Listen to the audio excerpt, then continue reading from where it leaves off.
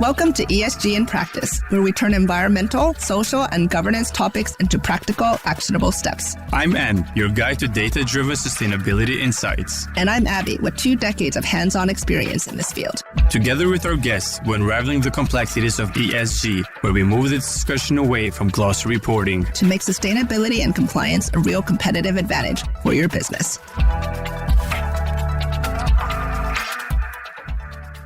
Hello, welcome to ESG in Practice. We're here today with our guest, Maja de Vibe. Hello, Maja. Hello. How are you doing today? Very good. Thanks for inviting me. Yeah, it's a pleasure to have you. Can you tell us a bit about your background and how you became interested in ESG? I've worked on ESG topics for most of my career. Spent 10 years in Africa working for the British government on governance and sustainability, sustainable development challenges in different African countries. And then for the last 10 years, I've been in Statkraft and had the pleasure of working on different parts of the ESG agenda for Statkraft. For people who don't know Statkraft, our global listeners, even though it is a large multinational, can you tell a little bit more about Statkraft? It's a bit of a hidden gem in Norway. We are the largest generator of renewable energy in Europe, not known by everyone. We have operations now across 20 countries, both inside Europe and outside.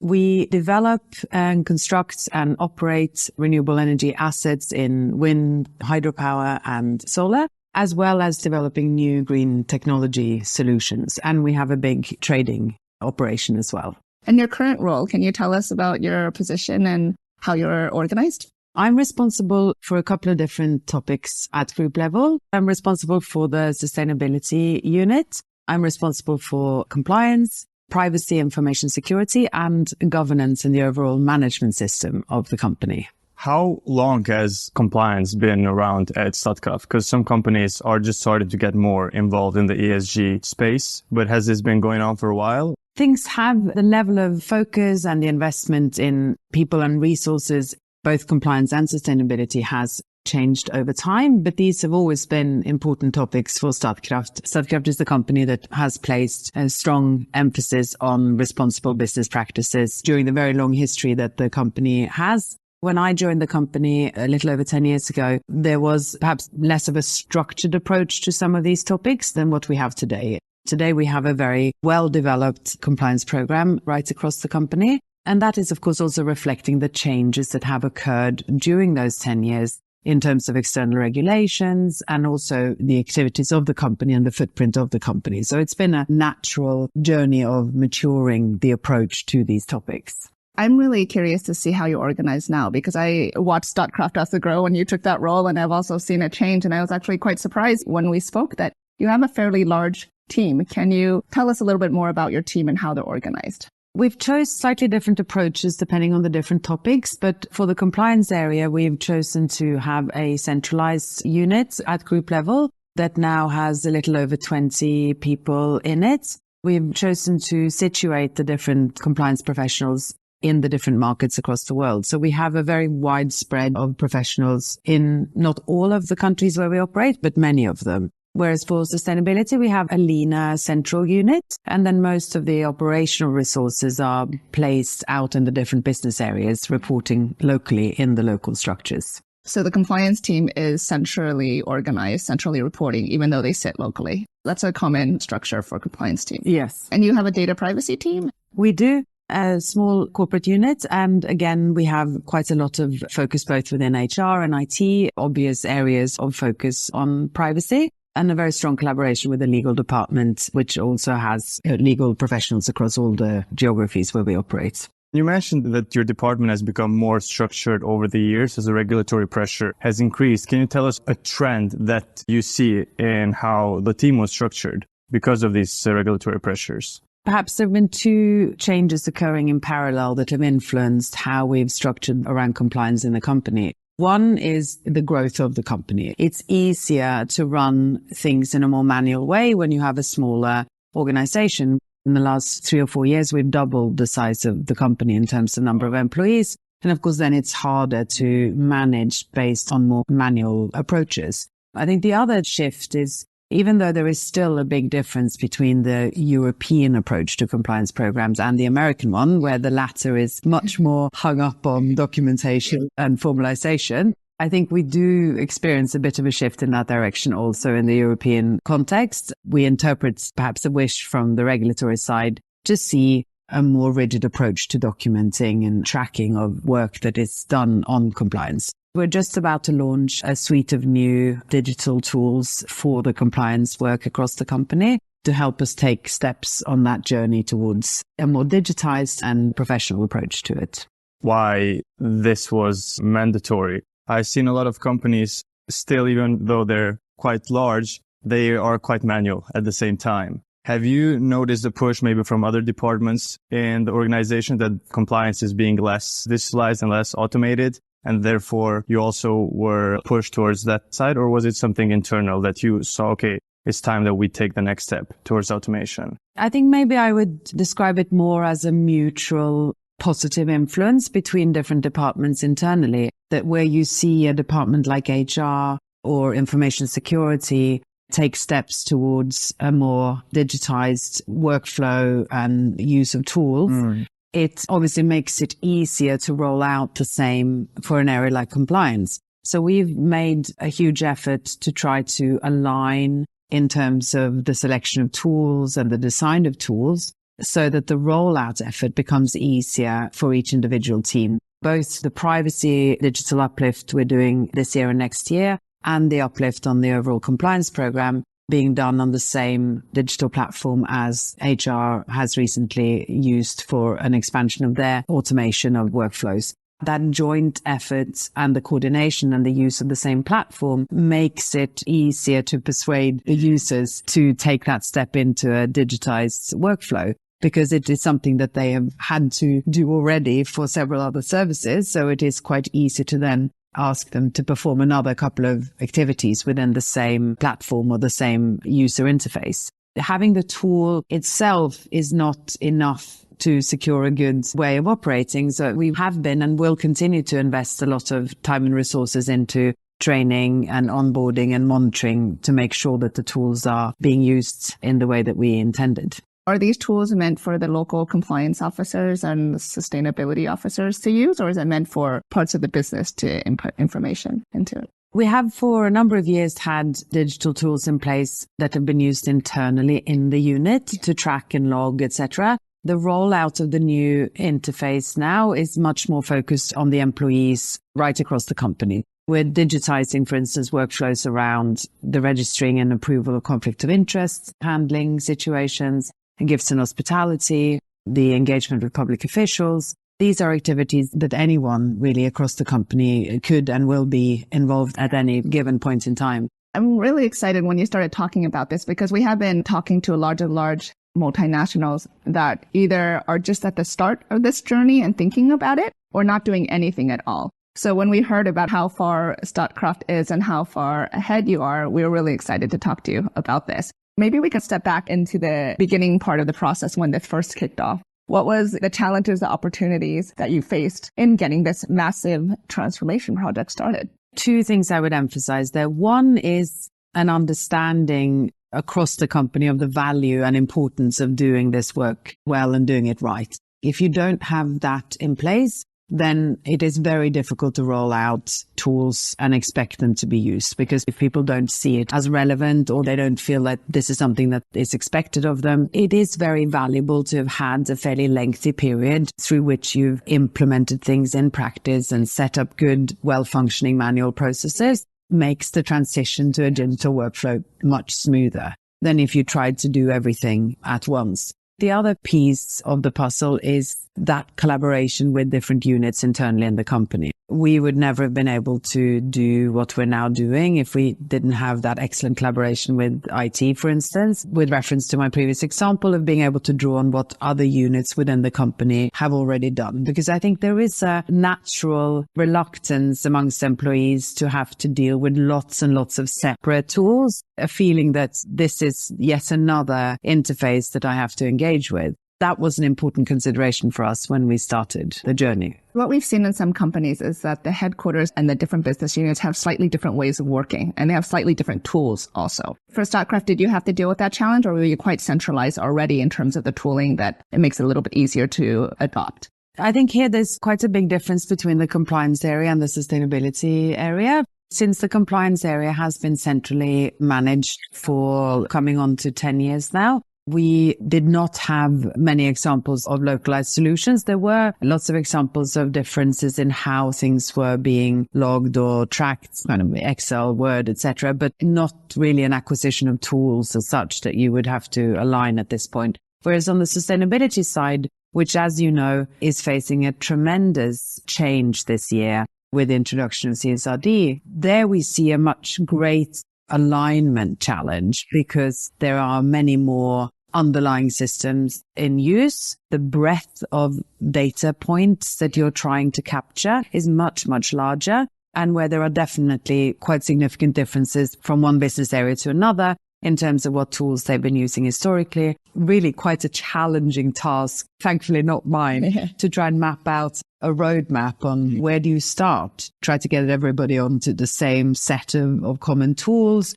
or do you try to build overlaying platforms that can gather that data, or a mix? A much more challenging digital journey, really, on that side. You've been with Statkraft for 10 years. What is the biggest benefit you've noticed in this data transformation process? There are many benefits of having stronger, more robust data and overview. One really clear benefit is that it is very difficult to set improvement targets without having a baseline. We're seeing that very clearly on sustainability, that as many other companies, Statkraft wishes to have a clear and strong improvement agenda on key sustainability topics. But what targets do you set when the baseline is unclear? That is perhaps one of the most immediate benefits of the push that comes with CSRD, is having to get those baselines established and continuously improve their robustness on something like circularity, performance, or your own emissions, allows you to then set clear, tangible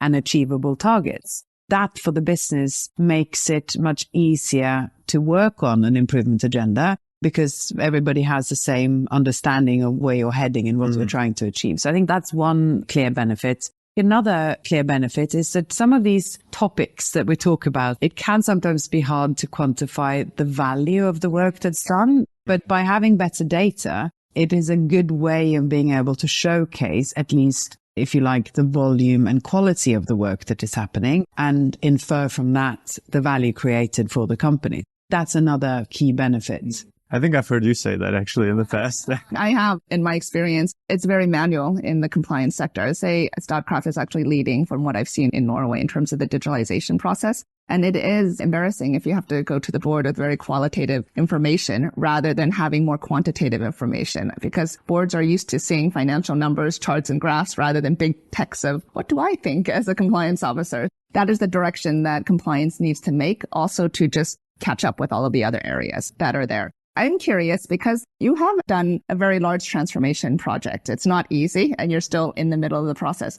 Curious about the tone at the top and the support. Can you tell us about management, their involvement, and how do you actually get them excited about a project like this? We were incredibly lucky at Statkraft to have a management team on top that has always been very supportive of this agenda. It's really related to the fundamental DNA of the company. This is a company that has always had a very strong focus on responsible business practices. But I think it has also helped to have a few cases where things have not gone exactly the right way, because those cases help illustrate to everyone involved why the controls have value. Why is it that by having these controls in place, you may be able to identify a risk early enough to avoid something happening? And I think if you were only to have those conversations in the abstract sense, the ability to get everybody lined up around it would be less. But the fact that we've had, thankfully, not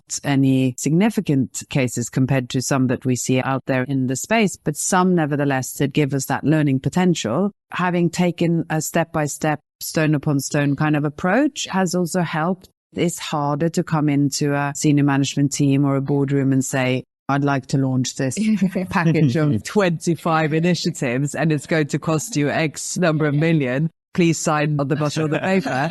Being mindful of taking a bit step by step. And for instance, one of the very basic early things we did, which had a surprisingly strong impact on what you said earlier in terms of showcasing the work, was we just started internally in the compliance area to track the number of requests and cases handled. Even though those numbers can also be queried, what do they really tell you? And are there pockets of work that should have been happening? But the very basic graph of showing how that increases year by year gives a sense of comfort that 2 people you added last year probably made sense because now you see the volume of work has increased threefold over the 5-year period, etc. But I think it also gives a sense of comfort that the understanding of the topic is continuously increasing across the company because those requests are coming from somewhere. They're coming from people that understand that there is a question to be looked at or a topic to be raised. And over time, as we start to catalog the data better, we can also start to get a sense of the trends a bit. And the areas and the risks. And if you're getting a lot of information from one country, but no information from another country, then you wonder what's going on. I'm smiling because I did this in my last company. I'm curious how you did that because we've seen some companies, they look at their emails and try to figure out what are the topics, which isn't the most effective, I would say. And it's not a long-term solution, but it's reporting. We put in a customer service tool that would track the information as it comes. And then you can do a lot of graphs and data analytics around that. That was really helpful. How did you do it? We did it in a very old-fashioned way. We agreed within the department that we would track it in an Excel sheet that would be updated then within a timely period by every single member of the unit with a few key data points tracked on what's the request from, what was it regarding, and the date it came in and the date we concluded it so that we could also do a bit of analysis on response times, etc. And of course, it does add extra work in a busy day. And it wasn't always easy for people within the team to keep up that tracking activity. But we have been careful to remind everyone how powerful that data is on showcasing the volume of work that is being performed and the type of work, etc. So now we are shifting towards more of an automated workflow. But one question that came up a bit in discussion there was, since we have people based out in most geographies, they have developed very close working relationships with the business teams. They were a bit reluctant to move towards a very faceless interface because they felt that often people raise things that may be a little bit tricky or where they may be a bit unsure. Many times, of course, we see that there are examples of people bringing issues to us that may turn out to be a reported concern, but that starts as a conversation with one of our team members. For that reason, we decided that we would try to have quite a flexible approach to it so that our own people could log things coming in, or not forcing people like, don't talk to me, right? Yeah, put it in the system. Absolutely. We did the same thing too. We had a general inquiry, but then at the end, our compliance officers could log it on the back end. And we also made it for senior executives that they didn't necessarily need to go through that process because we want to make sure we get all of the information from there. It does have to be flexible. I agree with that. I think there is a worry that you'll become like just a customer service agent, but I think that it's more of a way to organize. You're still not replacing that person, but you're able to follow up. And also if that person leaves on vacation, you can still actually see what they're working on. Or leaves. Or leaves, and then you can actually see what they worked on. There are a lot of compliance officers or sustainability officers in the market that might not have a large budget, or they might be lower in the organization. Where can they start? You don't need a customer service tool. You can just start manually putting in Excel and seeing the work that you're doing. And structure it a little bit. It's a starting point. Yeah, starting point. Are there any other tips that you learned along your way in the journey that maybe you used 10 years ago or 8 years ago before this digitalization journey that people can learn from? Thinking about what are those most critical processes that happen within your company where big decisions are being taken and money is being spent and mistakes can be made, right? Rather than getting lost down a sidetrack of trying to get everybody to log that small hospitality payment that they made or received, I think making sure that you as a compliance unit are at the table and formally inserted into those processes, that's where I would focus my efforts initially. In some companies, that could mean all of the M&A activities, or it could mean the big contract negotiation processes. But sort of thinking about what are the significant material business processes that happen within this company. Public sector is often something to focus on. The challenge that I hear from people working in companies that maybe have lower maturity on this is, but what if they don't invite you to that table? Then it becomes really important to think about who could your allies be. The legal department is an obvious ally. We've been very fortunate to have a very strong collaboration with the legal department in Statkraft, helped by the fact that we were part of the legal department for 4 years as a unit. That's one example of a department that typically is always involved in every important process. To try and find those partner units within the company that you could almost attach yourself to and be pulled into those processes, I think that's something I would focus on. I think it's very important for compliance and sustainability officers to get to really know the business and to be on the ground with the salespeople or the people that you're sitting in. Oftentimes you get associated as the police and you're isolated. I've been a subsidiary compliance officer where people are scared to have a meeting with you because they think they're going to get in trouble. I've literally set up meetings and even coffee chats and people have declined it because they've been worried about it. And you have to overcome that stereotype and be like, no, I'm here to actually help you and win over their trust and spend time understanding their business. If you make an effort to understand what people are going through, they'll come back and remember you when they need help or they have some questions or they know of a meeting that's happening that you should probably be in and they can try to get you in. There is a little bit of a hump for compliance to get to know business. I've seen that in the industry over and over again. How to manage that on a human level, I think a lot is the trust that you build within company. And why do you think that is? That there's this perception of compliance officers as the police? I think in part because there are situations where that is the exact role, right? It's a difficult balance to manage. You should be close enough to the business and trusted so that you will be involved as an advisor, but you are there to raise the flag if something is not handled well enough. And I think that balance is very difficult to strike. Is one of the reasons that regulators have insisted over and over again that these units be organized separately from the business line, because there is a recognition of that balance being difficult. Yeah, that independence. Back to the question of the data, another thing that I've thought a lot about is this: companies often have an incredibly large unused potential for combining different types of data sources to paint a richer picture of where they are. Cases over the years have shown us that if other core processes are well functioning, the chances that these topics are well managed, the more orderly, the more according to the established discipline and routine something is managed, the greater the chance that these topics are also well managed, and vice versa. Being able to then gather together data that looks at how are procurement processes run within this unit. How many issues have there been around financial reporting and financial accounting processes in this unit, or in other important parts of the corporate governance framework? Being able to pull those data points together and look at, essentially, is this particular unit operating according to the framework that has been established? And if there are big gaps, is that something we should be concerned about? And what could we do to identify and address the risks? That is hard in most large companies because these units sit often very separately from each other and they have their own individual agendas, and it's hard enough to deliver on your own agenda if you should also try to combine data points with others. Now that we've just done a big redesign of our entire management system at group level, and we've just went live with a new process-oriented management system for Statkraft, this is one of the agendas that we're going to be looking at next. What does tracking of process quality look like right across the various corporate processes?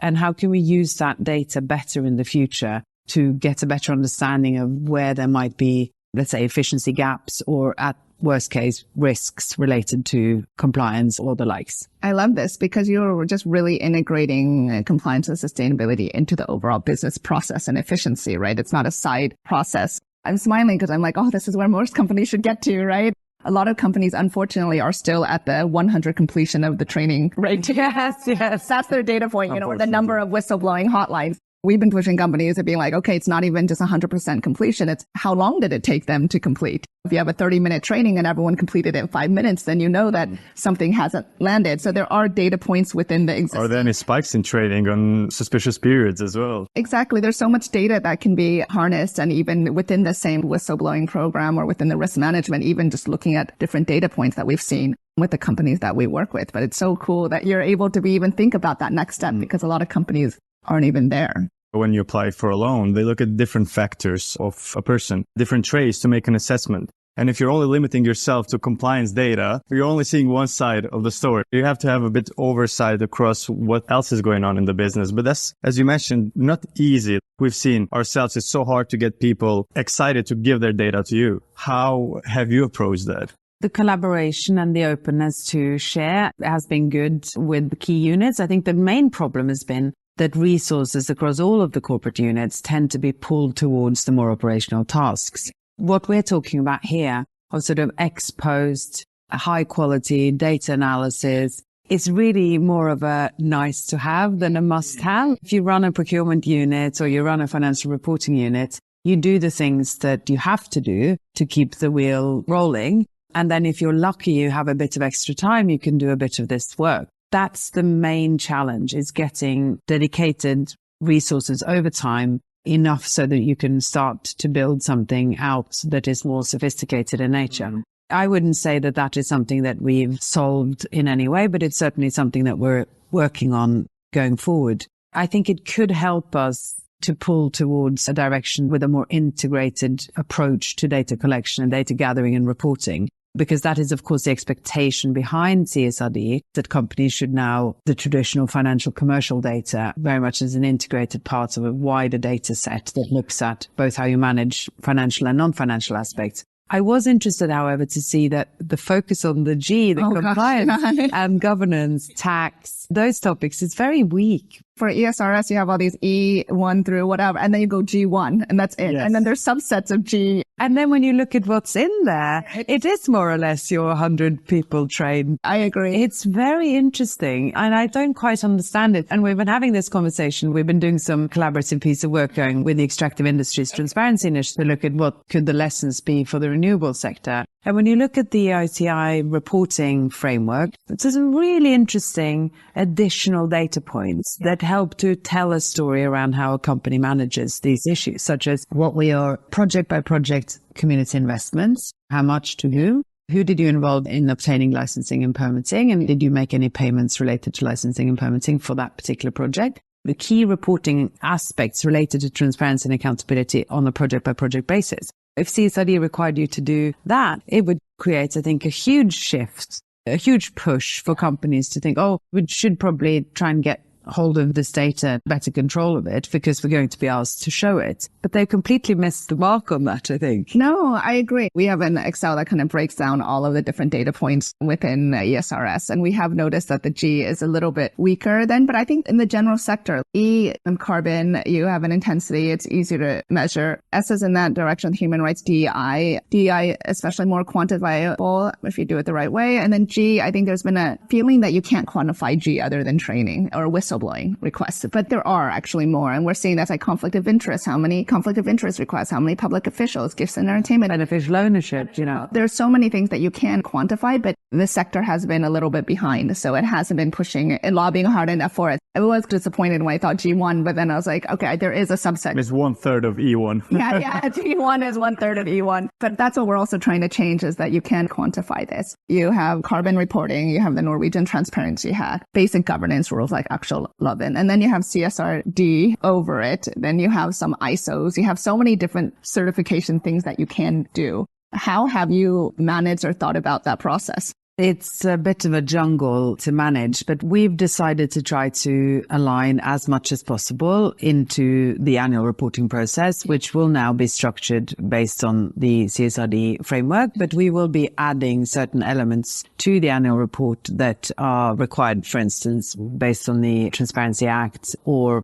on a topic like tax transparency, which is again not well covered in CSRD. That final alignment into one reporting structure and one reporting process is not the tricky part in a way. The difficult part is the multitude of data sources within the company. And interestingly, sort of collaborating with the financial reporting teams, which is a great collaboration. We're working very well together, but it's been a really interesting learning journey where the sustainability team is all about qualitative assessments, understanding, is this biodiversity topic material or not? Is this managed well enough? Whereas the financial teams are used to being able to count things. And here you have at least 300 different types of things you need to count. And it's not clear how you're meant to count them. And despite the hundreds of pages of the regulations, there's still huge unanswered questions about what is a material human rights breach in the supply chain, and how should you define that, and how should that be counted and tracked?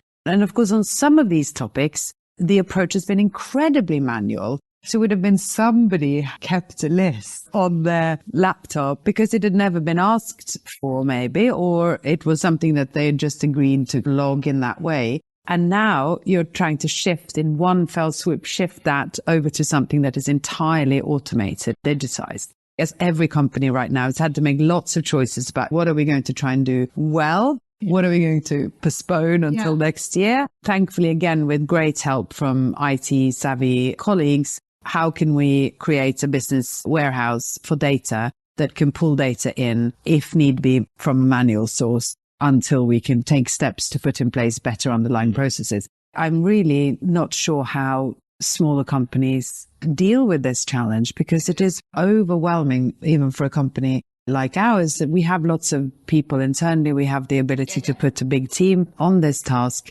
But how would a company of 200-300 people respond? It's very tricky. Yeah. And part of ESRS, there is a lot of qualitative data. You think it's quantitative and you can look it up and it's like, describe this. And there's so many things that you need to describe. And for a small company that doesn't have the subject matter expertise, like, I don't even know what to describe because I'm not sure what they're asking. Yes, exactly. That's often a question for our listeners. They want to do something around ESG. But what do you think they can do now in preparation? And I always say, don't take the whole Excel and start trying to figure it out. There's a materiality risk assessment process that needs to happen. But I would love to hear your thoughts for a smaller company. What can they start doing now to prepare for it? I think the answer lies in your final sentence there. I think to start with a sensible materiality assessment, to look at what are the key topics for us, making use of the double materiality approach of looking at both what are the key risks to us as a company and what are our key impacts on people or the environment, and then to try and put in place a good process for some of those key data points. The real purpose of CSRD is not to get fabulous data. The real purpose is to make sure the companies manage their impact on people and the environment in a more responsible way. So I think it would be entirely in line with the spirit of the law to focus on getting better at managing some of the key risks, rather than getting excellent at presenting a set of data that may or may not mean much. Then having the help of advisors who maybe know companies that look very similar to you. There'll be lots of things to draw on from other comparable companies. There'll be lots of crossover from other companies based in the same sector. I think it'd be really important to try to avoid reinventing the wheel over and over again, but to really try and see what can you borrow and pull from the sector. There are a lot of, like SASB, a lot of industry standards that say, okay, these are the typical risks for your sector. Start there. And not to try to start everywhere, because I think companies get overwhelmed, so they don't do anything at all. And then they don't want to do anything wrong, so they don't do anything at all. And it's a challenge. Exactly. Maja, I'm really impressed by the transformation journey that your company has gone through, because I think it is one of the earlier movers in Norway that I've seen. You had alluded to that it is a big transformation project. For companies who are even thinking about moving in this direction, what it takes to start that journey and be in the middle of it. I think you would need to perhaps consider it as a couple of years at least. What you need as a starting point, which you cannot move forward without, is you need to have clear standards in place, and then you need to have some level of implementation of those standards. Do you have policies on the topics that you're trying to automate a process around? Have you rolled those out? Have you trained people on them? I think that's a really important first step. People react quite negatively to being told that from today you're expected to do these things, but I've never trained you on that before. I haven't explained to you why it's important. That preparatory work might take some time, but from that point on, it's a couple of years at least to do the design work around how do we want these processes to work, and then you find the right IT tool to use, and then you pilot it and you run testing on it, and then you roll it out to the full breadth of the company. When you're rolling out something like conflict of interest tool to everyone, from those working more and more operational tasks to those sitting in offices, you'd rather avoid that you had got the wording wrong or the technology isn't intuitive, because the cost of rolling something out that doesn't work is very high. taking the time to road tests and pilot before you do a full implementation. Of course, that extends the timeline, but I think it's time worth spent. Yeah, and you mentioned earlier that this data transformation process was particularly helpful to help you set targets because it provided like benchmark. And you mentioned circularity as an example. Do you have any concrete example on either social or governance metrics that you saw help from this process? Since we're rolling it out now, we have not yet defined targets on those new areas that we're rolling out tools on. But one of the targets that we have had in place for a few years with a more manual tracking is the requirement for managers to run dilemma training sessions with their teams, for instance. And of course, that's for me a very meaningful target. It's a target that really reflects whether managers take the time to discuss and reflect on the topics with their teams. That's a target that we've felt has made a lot of sense to have in place. What we're now moving towards as an additional target, or rather a metric to track, is to what extent recommendations made during sign-off processes on cases or investments were completed or not. That's another sort of typical weak spot in a plan, do, check, act logic, is that you have a good assessment of a case or a topic or an issue. You have a good agreement on what should be done next to mitigate or manage, but then other things might get in the way. Yeah, and oftentimes that's where the drop-off is afterwards, is the follow-up, and you move to the next fire. That's something we will be looking at. There are other areas that we're also looking to explore how we can have more structured metrics and tracking on, such as community investment activities, sponsorship donations, typically an area that has been managed in quite a decentralized way, where it would be very helpful to have a more standardized, structured overview of what the activities are in different parts of the company, both from a sustainability perspective, but also from a compliance perspective. Excellent. Now we go to the rapid fire questions. Are you ready, Maja? Yes, I am. I'll start with the first one. One word to describe the future of ESG. Value creating. The biggest misconception about ESG. That it is just about risks and downsides, rather than being very strategic and value creating important topic. Your go-to metric for ESG success. That ESG is integrated into critical business processes. Your biggest challenge for ESG implementation. The breadth of topics and the need to both have variation depending on local differences, but also have a standardized approach across. ESG in one sentence. A responsible approach to a company's impact on the environment, society, and people. And why is ESG implementation more important than ESG reporting? Because it is how a company manages those impacts, not how it reports on it, that is the most critical focus for a company to have. Thank you very much, Maja. It was great to have you, and I look forward to following your journey in Statkraft. Thank you. Thanks a lot for inviting me. Thanks for your time.